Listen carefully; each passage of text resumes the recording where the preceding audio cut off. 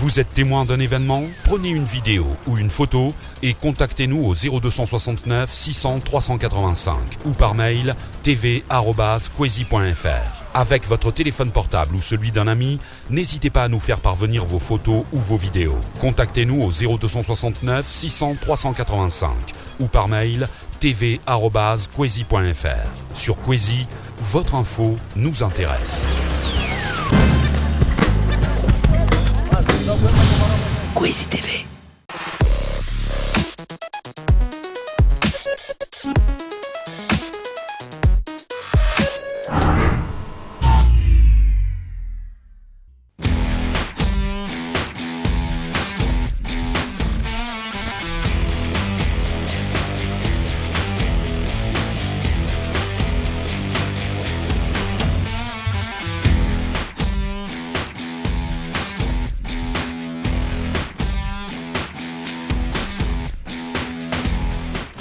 Bonjour et bienvenue dans Studio 101, Studio 101 qui invite aujourd'hui quelqu'un que l'on connaît bien sur Kwezi et que l'on connaît bien à Mayotte, Monsieur Mansour Kamardine. Mansour, bonjour. Bonjour. Bienvenue dans cette nouvelle émission.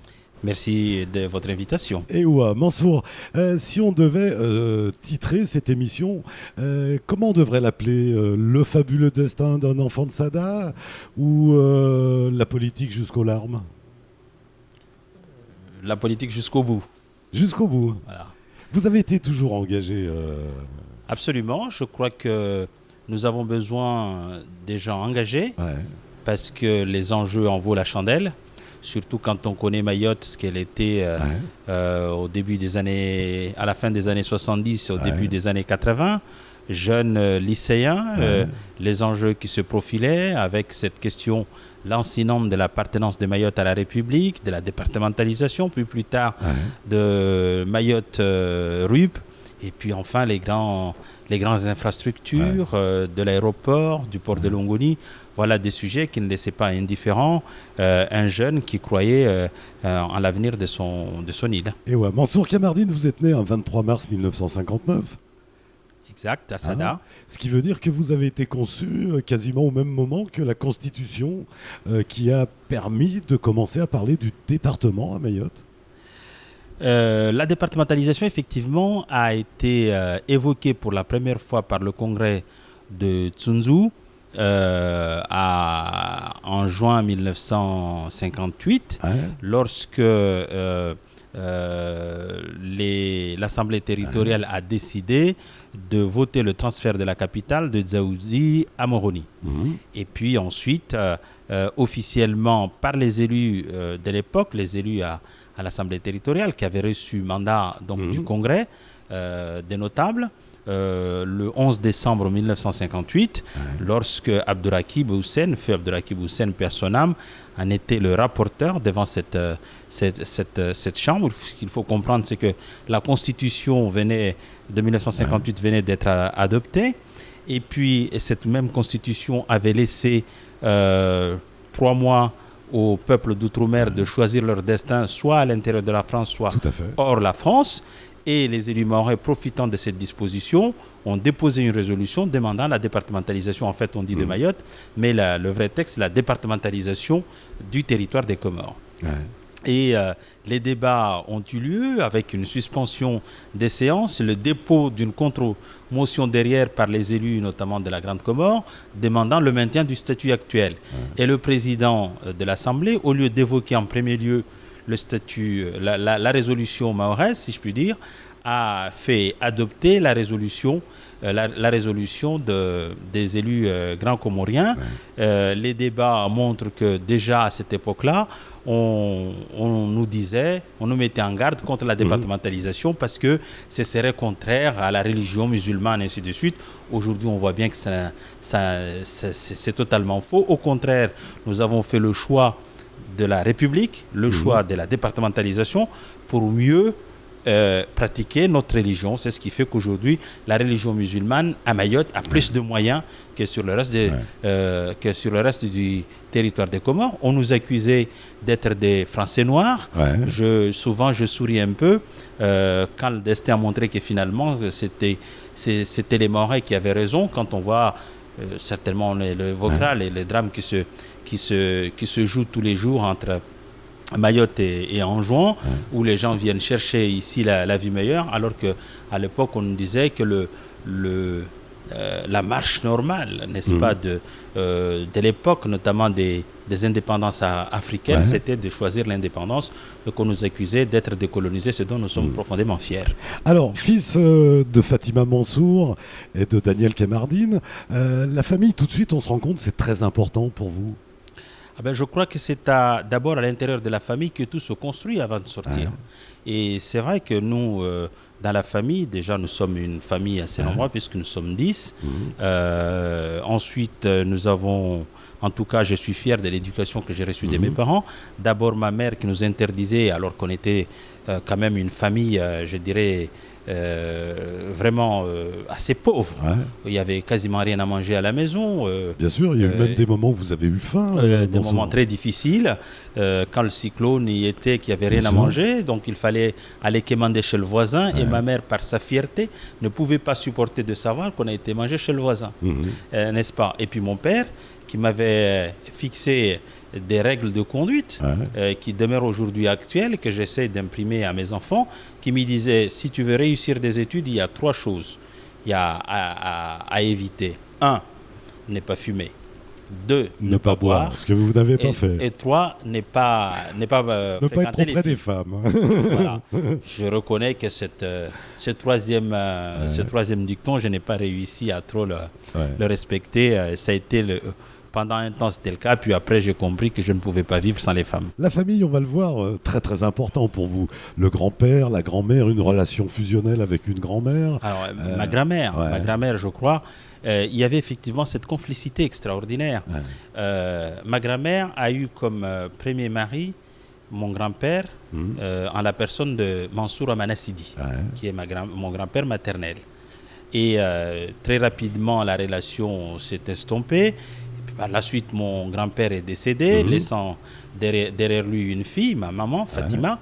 Et quelque part, ma grand-mère, peut-être il voyait à travers le nom son ex. Et j'avais cette relation quasi fusionnelle avec elle. Et je me souviendrai toujours. Jusqu'à la mort. Jusqu'à la mort. Je me souviendrai toujours, souvent quand elle était malade, elle était déjà assez âgée, elle était hémiplégique.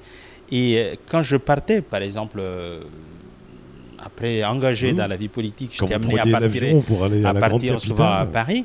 Elle me disait, écoute, voyage pas trop parce que quand tu viendras, je serai parti. Et moi qui lui disais, chérie, tu peux pas partir sans moi. Je veux que tu sois là.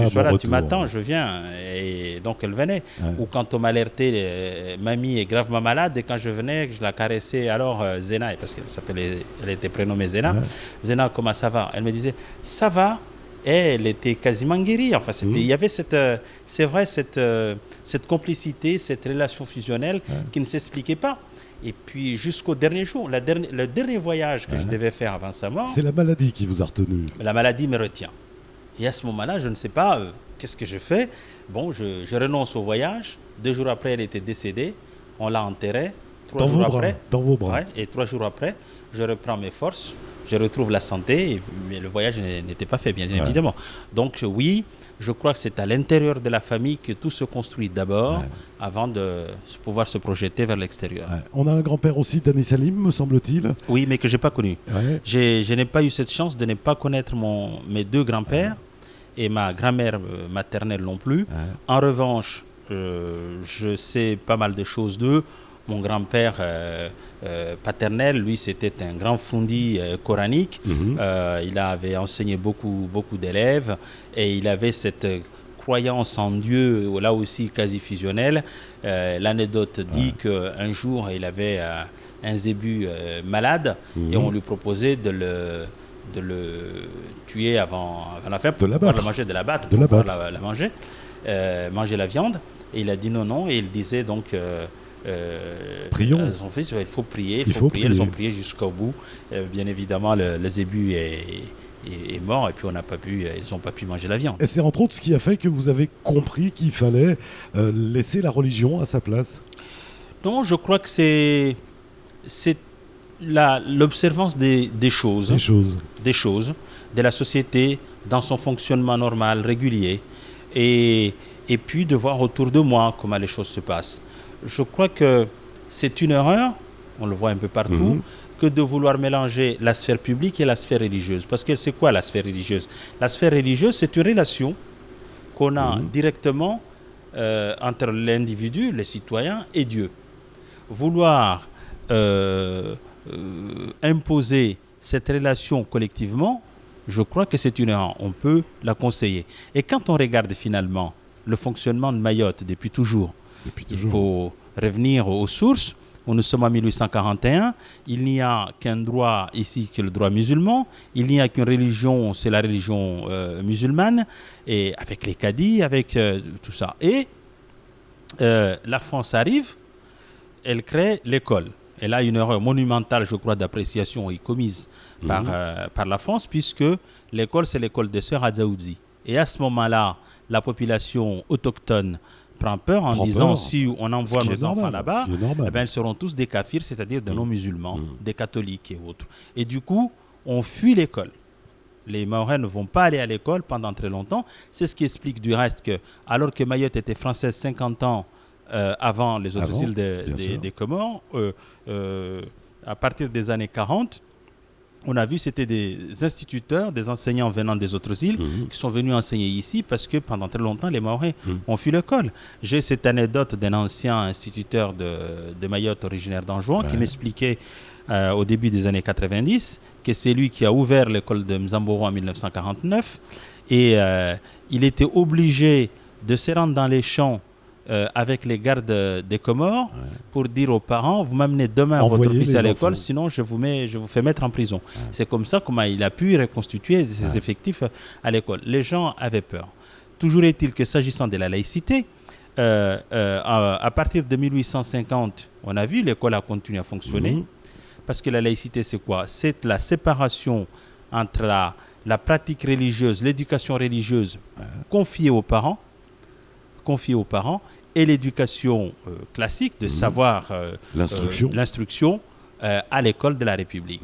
Et donc on a continué, c'est ce qui fait que par exemple moi j'ai eu l'honneur d'aller à l'école coranique à Sada le matin vers 6h et puis à 7h d'aller à l'école de la République. Alors donc on avait ces deux écoles pendant toute notre jeunesse, notre adolescence et puis après puis voilà. Et donc et puis petit à petit, donc on a vu que finalement la culture mahoraise n'était pas une culture rigide, mais au contraire une culture ouverte aux autres, puisque petit à petit, la religion musulmane a laissé la place, ou l'école coranique a laissé une place à l'école républicaine.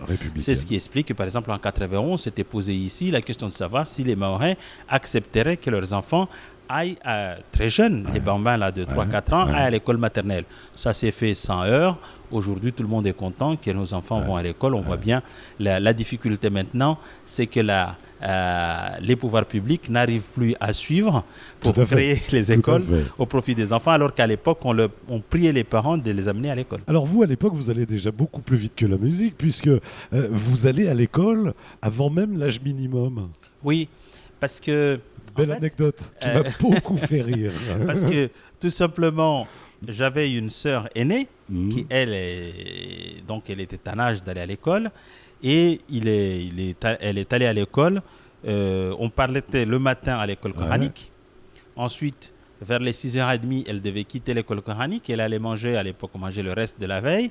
Elle mangeait tout. Et puis elle partait à l'école. Voilà. Et moi, quand je finissais l'école coranique, en arrivant, il n'y avait plus rien à manger. Et donc, j'ai décidé que l'année suivante, quoi qu'il faille, j'irai à l'école. Et je me suis fait inscrire à l'école d'initiative, sans l'intervention de papa ni con. Je pleurais toute la matinée. Et vous y alliez même avant, puisque vous alliez devant la fenêtre, dans la cour, pour écouter. Je m'arrêtais, tout à fait. Je venais devant la fenêtre qui était ouverte et j'écoutais ce qui se disait. Et ce qui me plaisait surtout, c'était la chanson. Avant la récréation, les élèves chantaient. Ouais. Pampianata, risotana isa, sadare toi dalare tumana irana, timisibe fanda ferana, tuini papianata, makahindo fatata, za uzanakare. Et ça me pompait, mais bien, ça me prenait dans les tripes. Je me suis dit, mais non, je ne peux pas rester en dehors, il faut que je sois dedans. À quelque chose près, Mansour Kamardine était un artiste. Et c'est comme ça que moi, je suis arrivé à l'école. Ouais. Alors, on vous sait étudiant brillant, mais ça n'a pas été immédiat. Votre côté brillant dans les études, ça n'a pas été immédiat. Il a fallu qu'un jour, votre professeur vous fasse des compliments pour faire éclore. Ouais, enfin, disons que j'étais un garçon turbulent, de nature turbulente, si je puis dire. J'aime pas trop les choses cartésiennes, bien conçues, machin, toujours un peu en marge, toujours à la recherche de... Bon. Et c'est vrai qu'au CP1, à l'époque, au cours préparatoire de la première année, je suis donc à côté de ma sœur, mais très turbulent. J'ai troublé la classe pendant que l'institut faisait ses cours, tout ça, et il me mettait à genoux. À l'époque, les sanctions tombaient. Bon. Et donc, il me mettait à genoux sur l'estrade devant le tableau noir et devant tous les autres, quasiment pendant 1 heure, 2 heures. J'étais là.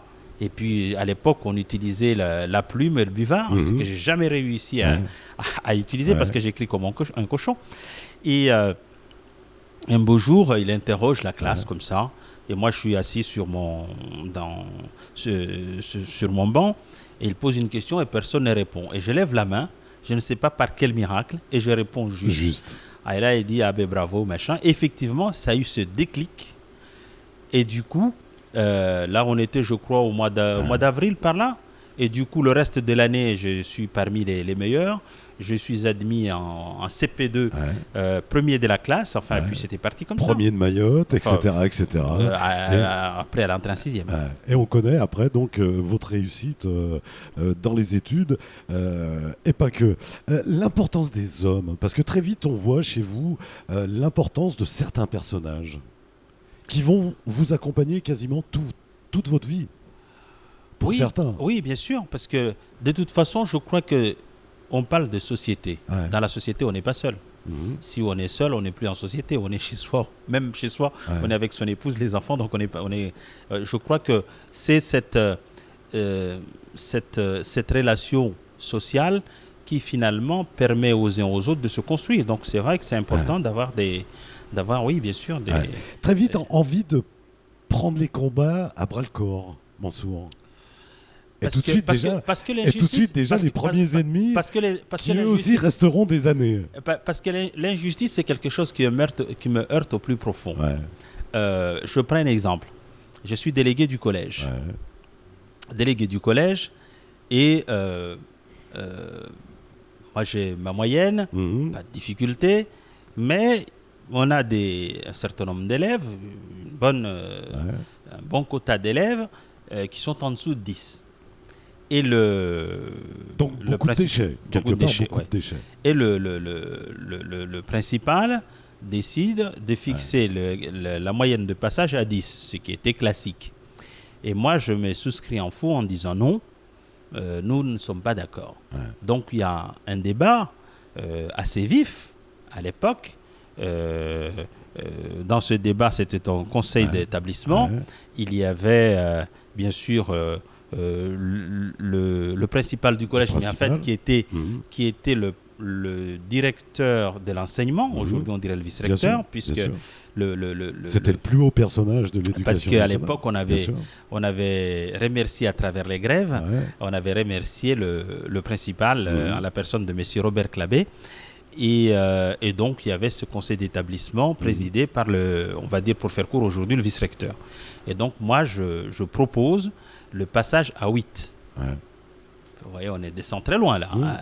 Ça aurait été à 9,50. Mais à 8. Se faisait encore jusqu'à il n'y a pas bien longtemps à Mayotte, 8,50, c'est un peu difficile à soutenir. Ah bien, je soutiens ça.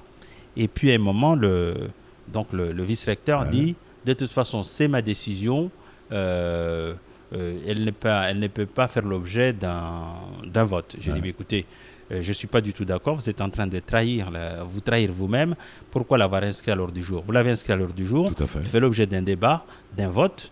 Donc moi, je propose que ça soit soumis au vote. Et là, il dit non. Et sa femme, qui était prof, lui dit Jean, parce qu'il c'était Jean Fasquelle. Jean, mais ce jeune homme a raison. Soumettez-le au vote. Et là, boum, contrairement à ce qu'il est, contre toute attente, eh bien, ma proposition est retenue. Et vous aviez déjà à l'époque en face de vous Adrien Giraud. Et c'était une très très belle victoire, effectivement, Adrien Giraud. Naturellement, on peut le comprendre, responsable, il était président de la commission restreinte, président de la commission des finances du Conseil général. Lui proposait, il avait suivi l'avis de l'administration, notamment l'avis de l'inspection du vice-rectorat. Et du coup, c'était une très belle victoire, puisque effectivement, je leur montrais que la jeunesse ne pouvait pas se laisser impressionner par de telles orientations. Ça ne s'arrête pas là, puisque... Il y a eu d'autres combats au niveau de l'école. Il y avait par exemple la suppression de l'examen d'entrée en 6e, mais là c'était plus tard, quand j'étais en responsabilité, secrétaire départemental du RPR à l'époque, pour supprimer l'examen d'entrée en 6e parce qu'il se faisait trop de déchets. Il fallait aussi supprimer les PPF. Enfin, ils ont été, je crois, cette année. Voilà des combats que nous avons menés pour l'école. La généralisation des bourses dans l'éducation nationale, parce qu'à l'époque, il y avait ce qu'on appelait les études prioritaires. Il fallait faire médecine ou autre pour avoir une bourse. Et là encore, il y avait des déchets. Et puis Mayotte accusait pas mal de retard, puisqu'au lendemain de la rupture avec les Comores, il n'y avait pas à Mayotte des gens instruits, des gens éduqués. Donc il fallait vraiment qu'on mette les bouchées doubles, un peu comme ça qu'avait fait cet empereur japonais, l'ère Meiji. Donc déclarer vraiment l'éducation comme l'urgence absolue à Mayotte pour faire émerger des cadres et permettre à ce territoire d'être administré aussi par des Mahorais, parce que loin de moi l'idée d'imaginer un seul instant que ces pays puissent progresser sans la participation de sa jeunesse. C'est important de réussir sa jeunesse, Mansour. Je crois, parce que c'est à partir de ce moment-là qu'on construit vraiment la personnalité de l'individu, de l'individu, mais aussi de la société. Plus la jeunesse dans son ensemble réussit à se construire, mieux la société va se porter. Si aujourd'hui on voit bien la difficulté, nous avons encore des mamans mais aussi des papas qui n'ont pas eu la chance d'aller à l'école et du coup on voit la difficulté pour s'insérer dans la société moderne à laquelle nous appartenons maintenant et puis qui va de plus en plus se moderniser. On a besoin de pouvoir s'exprimer en français, on a besoin d'avoir des connaissances diverses et variées, la technologie qui nous envahit partout. Donc on voit bien que c'est important de réussir sa jeunesse et ça commence par l'éducation. Sa richesse, on l'a construit aussi dans la jeunesse? Ça dépend de ce que vous mettez la richesse. La richesse, elle peut être... la richesse, elle n'est pas forcément financière, matérielle. Parce que celle-là, on la laisse ici, on s'en va, et puis après, les jeunes, bon. Mais la richesse, elle est dans l'homme. Et la politique, effectivement, elle permet de construire cette richesse. Parce que j'ai toujours considéré que chaque connaissance supplémentaire d'une personne que je fais est pour moi une richesse inépuisable. Un enrichissement inépuisable. Donc oui, il faut la commencer très jeune. Moi, j'ai été engagé dans la vie politique grâce à l'influence du regretté Tadjidine Charif, et je ne le regrette pas. Qui était un maître pour vous, quelque part. Absolument. Vous l'avez promené sur la moto, en long, en large et en travers sur l'île. Allez, Mansour Kamerdine, on parlait de richesse à l'instant. Nous, on va tourner une page de pub et on se retrouve juste après. Là, on parlera un peu plus de politique générale et de l'évolution du moment. Allez, c'est tout de suite.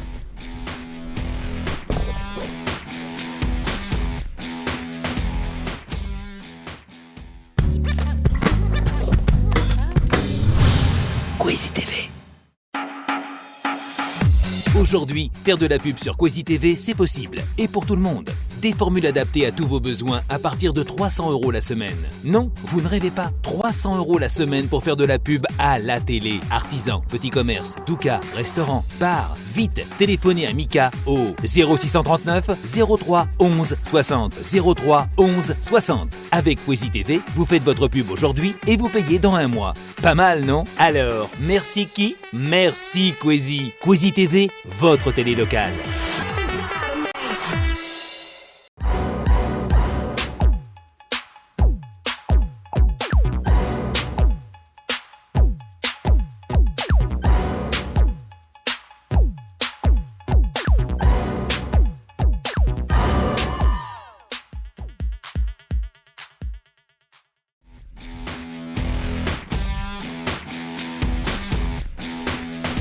Et bien voilà, bon retour dans cette émission Studio 101 où nous recevons aujourd'hui Mansour Kamardine.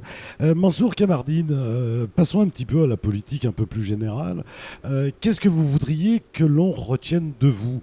Est-ce que vous êtes l'homme qui aura aboli la polygamie à Mayotte ou plutôt l'homme qui aura fait rentrer l'islam en France? Écoutez, je crois que laissons les autres décider de ce que je serai. Ouais. Mais si je devais décréter, si je puis dire, Ouais. s'il y a un décret, je dirais que j'aurais aimé être celui qui a dit non au parti unique Ouais. à Mayotte et oui à la démocratie, Mhm. qui a dit non à l'humiliation qui était faite aux jeunes Mahorais où on nous disait que nous ne pourrions pas être députés, que moi je disais si nous pourrons très bien représenter Mayotte à l'Assemblée nationale, au Parlement, ce qui est fait aujourd'hui. Ouais. Alors, vous avez parlé de parti unique à Mayotte. C'est vrai qu'il y avait quasiment une véritable hégémonie de ce parti. Oui, mais qui s'expliquait aussi par l'histoire. On sortait de l'affrontement avec les Comores, de la volonté de Mayotte de s'ancrer dans la République. Il y avait les Soroda et les Serré-la-Main, les Soroda qui ont les Serré-la-Main qui ont été défaits. Et il fallait rester unis pour arriver à l'objectif que les principaux leaders s'étaient fixés. À côté de ça, on avait eu une France qui était hésitante, réticente et qui pensait que la jeune génération de moi, en arrivant, peut-être qu'on aurait des velléités indépendantistes et du coup, on demanderait à la France de partir. Pour la petite histoire, sachez que moi j'ai été fiché Parti communiste par les renseignements généraux. Pas mal déjà. Les renseignements généraux que j'ai eu l'honneur de servir aussi. Voyez-vous. Donc, voilà un petit peu. Alors, ça se justifiait, mais à partir du moment où, en même temps, ça constituait un handicap à notre développement, y compris institutionnel et politique, il fallait y mettre un terme. Et là, c'est là où est venue, cette fois-ci, les réticences locales, où les leaders ne souhaitaient pas lâcher prise. Et donc, il a fallu, effectivement, jeunes déjà, seuls quasiment contre tous. Oui, parce que vous étiez quasiment seul à l'époque. Enfin, seul, on va dire, parce que les amis m'avaient fait confiance et m'ont projeté, alors que j'étais jeune maire à 24 ans, m'ont projeté au congrès de Ouangani de 1985 comme secrétaire départemental, poste ô combien important, de responsabilités importantes, et on me demande d'assumer cette responsabilité-là. Je l'assume et du coup, du lendemain, j'apparais à la lumière, au grand jour, et donc je suis bien identifié comme celui qui finalement ne veut pas que Mayotte reste française, parce qu'on confondait l'action militante pour faire en sorte, que le multipartisme soit instauré à Mayotte, 2, que Mayotte accède au statut départemental, comme celui qui finalement serait le frein à cette volonté d'y aller, alors que ça ne pouvait pas se justifier, puisque étant moi-même issu de cette éducation familiale dont je parlais, et dont le père était l'un des principaux lieutenants de Marcel Henry quant au combat pour la départementalisation. Donc, voyez-vous, ce qui fait que j'ai eu ce combat à mener, je ne le regrette pas. Et puis plus tard, Bamana, qui a été le premier député de Mayotte après 1976, donc après la séparation d'avec les Comores, à qui on demande de laisser la place à Jean-François Horry, un ami à moi aussi, et qui était député. Puis après, on dit, bon, bah, ce sera Henri Jean-Baptiste, et ainsi de suite. Et ça, moi, je le vivais comme une vraie frustration, comme une insulte, et un manque de confiance à cette jeunesse mahoraise. On nous disait, oui, les Mahorais ne sont pas prêts pour assumer les responsabilités. Parce qu'il y avait cette idée, qui n'était pas forcément inexacte, que la Réunion a pu progresser le jour où elle a placé comme député l'ancien Premier ministre Michel Debré à l'Assemblée nationale. Donc on voulait, les leaders de l'époque voulaient un peu copier ce schéma-là, et c'est un schéma que moi ne me convenait pas à titre personnel, mais disons pour pour la jeunesse mahoraise, puisque je me battais pour que cette jeunesse soit éduquée, cultivée, et qu'elle soit formée, donc compétente et assumer des responsabilités. Et je tirais les conséquences de ça, c'est-à-dire que des jeunes Mahorais pouvaient aussi assumer cette responsabilité-là. Est-ce que Mayotte a évolué aujourd'hui à ce niveau-là? On n'a toujours pas les grands clivages politiques nationaux.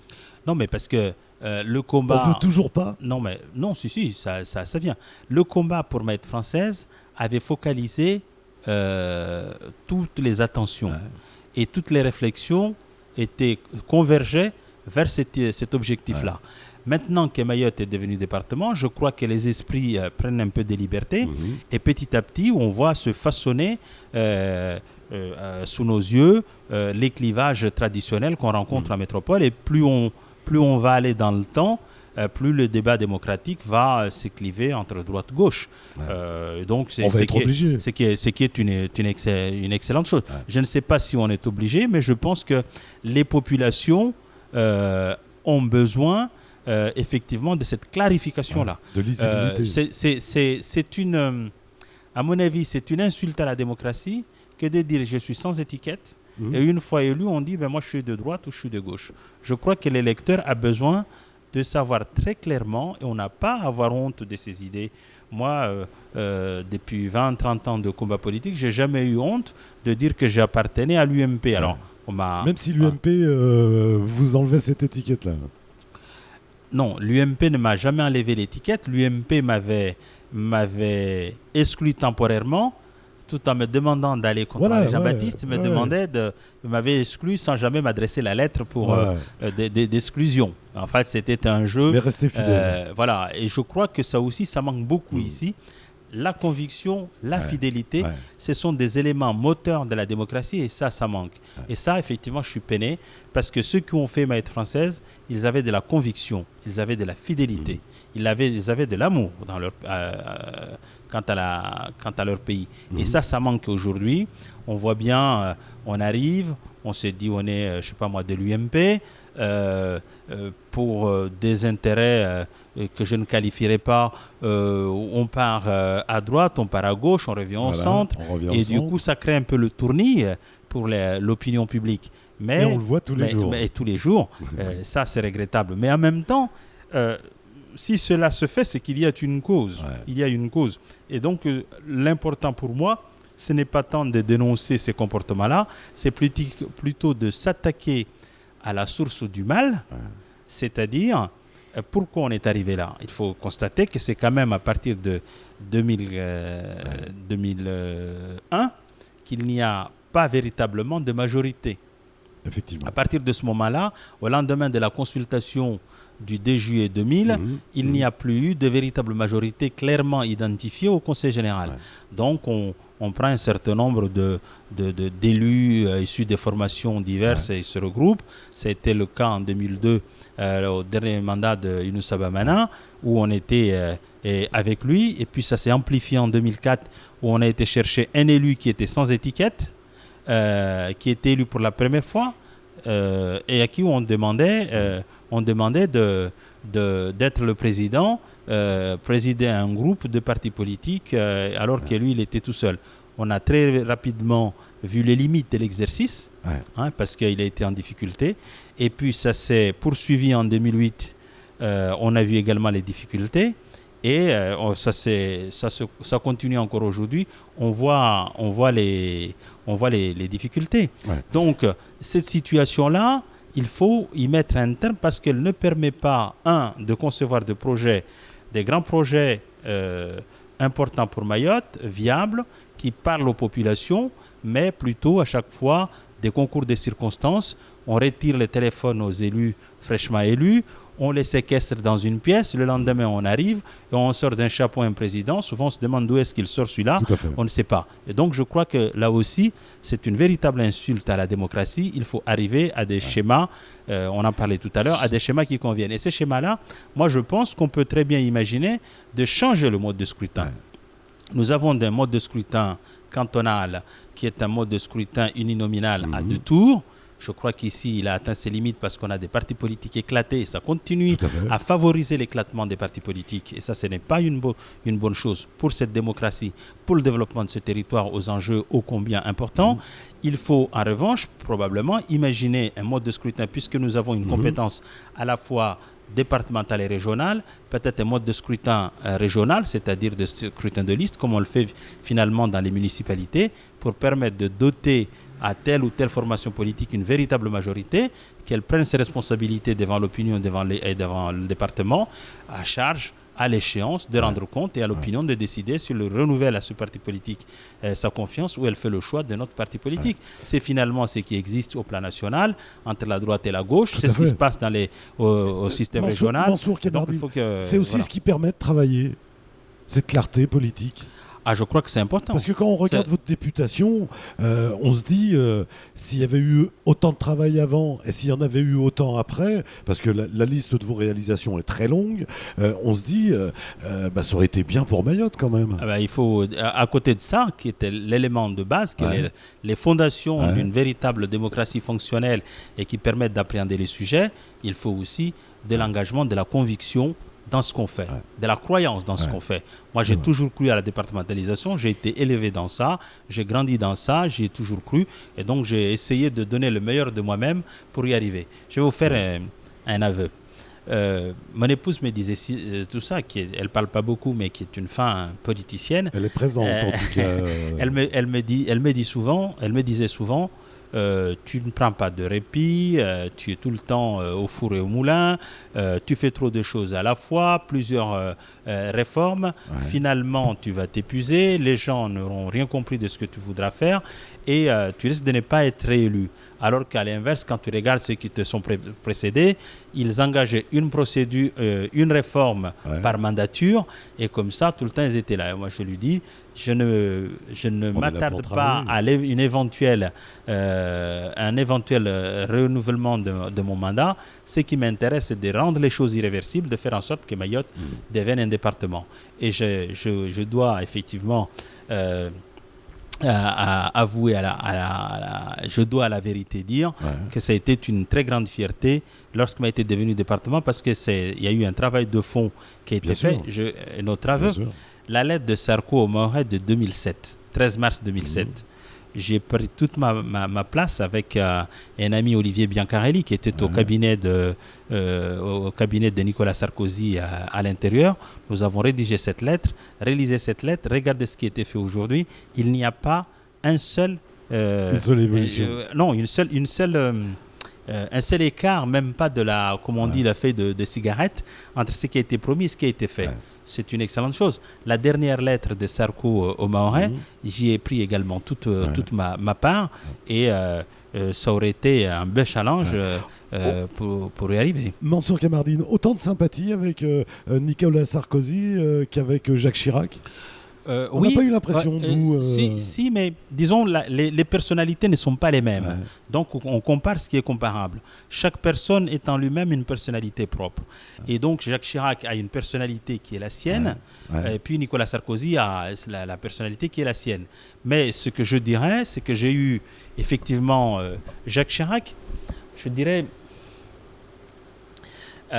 il était un peu le papy, un peu le papa, un peu le... Bon, et donc ça crée une relation singulière. Au mois de juin de l'année dernière, au mois de mai, je vais le voir et puis il me dit, dis donc, ça fait un moment que je n'ai pas vu ta femme, tu es toujours jaloux comme par le passé. Vous voyez, bon, ça plaisante comme ça. Puis il me dit, j'aurais bien aimé la revoir. Eh ben, je suis reparti, madame, les enfants, les petits-enfants, dans son bureau rue de Lille. On a fait des photos et tout. C'était assez magique. Nicolas Sarkozy, lui, c'est un peu de la même génération. Mais pas avec les mêmes méthodes quand même. Mais ce n'est pas la même personnalité, je dis. Ce n'est pas la même personnalité. Mais avec cette exigence avec lui-même, je dis ce que je fais ce que j'ai dit. Et on voit bien, là, il y a, Jacques Chirac a cette caractéristique extraordinaire, c'est quand il vous donne sa main, après vous ne pouvez plus la lâcher. Ça transpire de la chaleur inexplicable. Voilà. Mansour, qu'est-ce qu'on va faire maintenant? Donc, Jacques Chirac n'est plus là, Nicolas Sarkozy non plus. Qu'est-ce qui va se passer maintenant pour la France et pour Mayotte? Eh bien, il faut continuer à élaborer. Ouais. La politique, vous savez ce qui fait le charme de la politique? La politique, en politique, rien n'est acquis définitivement. Bien sûr. Tout est éternel recommencement. Eh bien, on est là à recommencer, à reconstruire, à imaginer des projets pour Mayotte, faire en sorte que Mayotte, effectivement, intègre la sphère des grandes régions de métropole en termes de développement économique, social, culturel. Voilà, faire en sorte... et puis voilà, donc c'est tout ça qu'il faut faire. Alors, justement... C'est pas, la politique, elle ne doit pas être l'affaire, une idée ne doit pas être un combat contre des hommes. Ça doit être un affrontement d'idées. Des idées contre les idées, et c'est là où elle est belle. Quand elle est un affrontement d'homme à homme, elle n'est pas de la politique, on est dans la violence, et là, ce n'est plus intéressant. En tout cas, moi, je ne m'y reconnais pas, et je refuse de m'inscrire dans cette perspective-là. Moi, j'aime bien le combat d'idées, dire, est-ce qu'il est intéressant, par exemple, de construire un pont entre les deux îles ou pas? Alors, j'allais y venir. C'est des sujets comme ça, ce sont des sujets, moi, qui me prennent dans le trip, parce que je sais qu'on peut être utile, et ça peut servir. J'allais y venir, Mansour. Mansour Kamardine, le département, ça y est, on l'a eu. Moi, j'allais dire, dans la forme, il est en train de se mettre en place. Hein, on est bien d'accord, la forme, elle nous arrive des autres départements de France. Maintenant, c'est vrai qu'on a l'impression qu'il manque le fond. Et que le fond, c'est à Mayotte de donner le fond du département que nous voulons. Oui, mais vous savez, mon inquiétude la plus profonde, on est arrivé à la rupéisation. Il faut qu'on soit prêt en 2014. Dans 2 ans. Je n'ai pas le sentiment que nous y travaillons d'arrache-pied pour cet objectif-là. Pour l'instant, nous sommes sur des querelles de clochers, de minarets, d'églises, enfin tout ce que vous voudrez.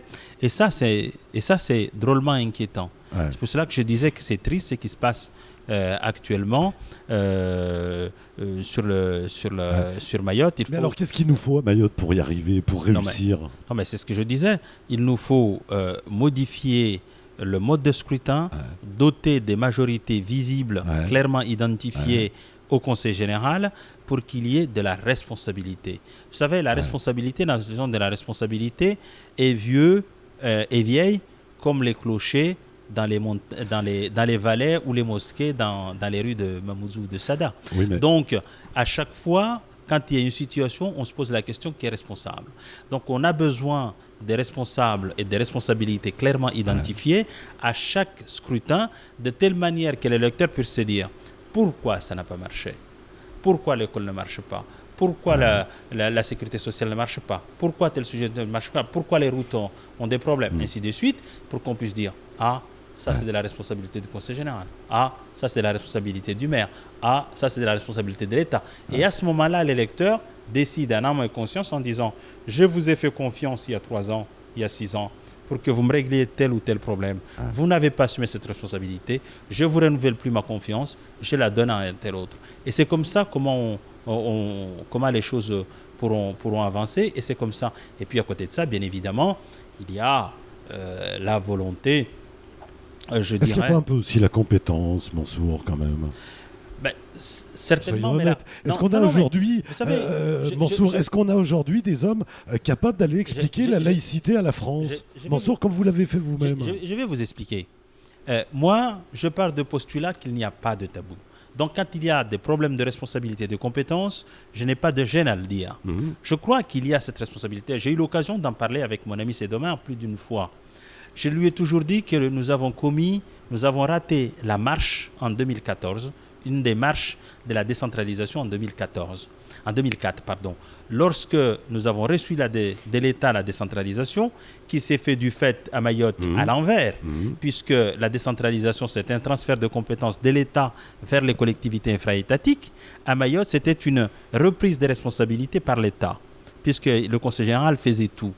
Eh bien, nous avons raté cette occasion, puisque nous avons viré tous les fonctionnaires qui avait l'expérience, qui avait cette compétence pour maoriser la fonction publique du mahoraise et notamment pour maoriser le Conseil général. C'était une erreur monumentale. Maintenant, nous avons les hommes et les femmes qui sont du reste sortis des écoles brillamment, avec des diplômes de bon niveau, donc qui ont un bon niveau intellectuel, mais il manque cette expérience, le vécu dans d'autres, confrontés à d'autres administrations, à d'autres cieux. Donc, je crois qu'il faut, pour que nous réussissions cette départementalisation, ce développement de Mayotte, il faut, maintenant qu'on a mis le CNFPT, ça aussi, ça a été une des œuvres Mansour Kamardine, les gens ne le savent pas toujours, mais le CNFPT, le centre de gestion, c'était la loi du 21 juillet 2003 qu'il a mis en place. Eh bien, maintenant que nous avons le CNFPT, il faut arriver à négocier un véritable plan Marshall de formation de nos cadres pour qu'ils acquièrent les expériences nécessaires, comment monter un marché public, comment organiser un appel d'offres, comment ainsi de suite. Et puis, mais à côté de tout ça, nous avons besoin d'élus qui donnent le là, c'est-à-dire la ligne directrice, les objectifs à atteindre. Et à charge pour l'administration de les mettre en place. Je crois qu'il y a ce binôme-là, cette relation entre le binôme élu-administration qui manque, qu'il faut certainement construire. Une bonne équipe aussi. Et dans ce sens-là, on vous a appelé le hussard noir de la République. Moi, j'aurais presque préféré vous appeler avec Brigitte Girardin et Jean-Jacques Brault. Vous trois, vous auriez bien été les mousquetaires de Jacques Chirac quand même. Je crois que nous avons fait à ce moment-là, il y avait vraiment un travail d'équipe. On a fait un excellent boulot, mais bien après, aussi, absolument, c'est vrai. Mais bien après le départ de Jean-Jacques Brault et même de Brigitte Girardin, nous avons continué à travailler parce qu'encore une fois, à Paris, la vraie difficulté, c'est quoi ? À Paris, on peut être pour, on peut être contre, mais on a besoin de savoir que veut le peuple. Tout à fait. Et le peuple ne s'exprime que par la voix de ses représentants. Quand les représentants ne sont pas à même de s'exprimer, je crois que nous en avons beaucoup souffert de ça pendant la dernière législature, eh bien, les administrations centrales restent l'arme au pied, le gouvernement également, et fait des choses parce qu'ils savent qu'il faut faire, mais on n'a pas, on n'a pas cet apport nécessaire. Et pour finir, et en même temps, quand on a un conseil général qui ne donne pas toujours les avis, quand il est saisi par l'État, qui ne donne pas toujours les avis, mais qui continue à voyager à Madagascar et ailleurs, parfois pour aller voir les petites minettes, je crois que c'est une vraie difficulté. Donc il y a cette prise de conscience nécessaire au niveau des élus qu'il faut y avoir, mais aussi une professionnalisation des administrations. Très rapidement, Mansour Kamardine, ferez-vous partie du combat politique pour les 20 prochaines années ? Et très rapidement, en quelques mots, comment vous voyez Mayotte dans 10 ans, 20 ans ? Alors, faire le combat politique, ça dépend de ce que vous mettez dans le combat, mais je suis déjà dans le combat. La preuve, est-ce que vous allez continuer ? Je continue toujours à exprimer mes idées. Il n'y a rien de frustrant dans la vie que lorsqu'on n'a pas la possibilité de s'exprimer. La liberté d'expression, c'est quelque chose de... Je la caresse tous les matins. Alors, que sera Mayotte dans 10 ans ? Je crois que nous avons un tournant à négocier, un tournant extraordinaire à négocier, un virage sec, c'est 2014. Il faut qu'en 2014, nous réussissions la fiscalité. Il faut qu'en 2014, nous réussissions la rupaisation, c'est-à-dire avec les grands projets structurants. Je parlais tout à l'heure du pont, ça peut être aussi l'élargissement du port, ça peut être aussi les routes, ça peut être une vraie réflexion sur Mayotte et qui permette une ouverture sur la région, ainsi de suite. Voilà des enjeux, à mon avis, importants pour l'avenir de ce territoire. En tout cas, j'ai confiance. Il nous faut un peu de délai pour construire les hommes avant de construire le pays. Très rapidement, qui devriez-vous remercier aujourd'hui, Mansour ?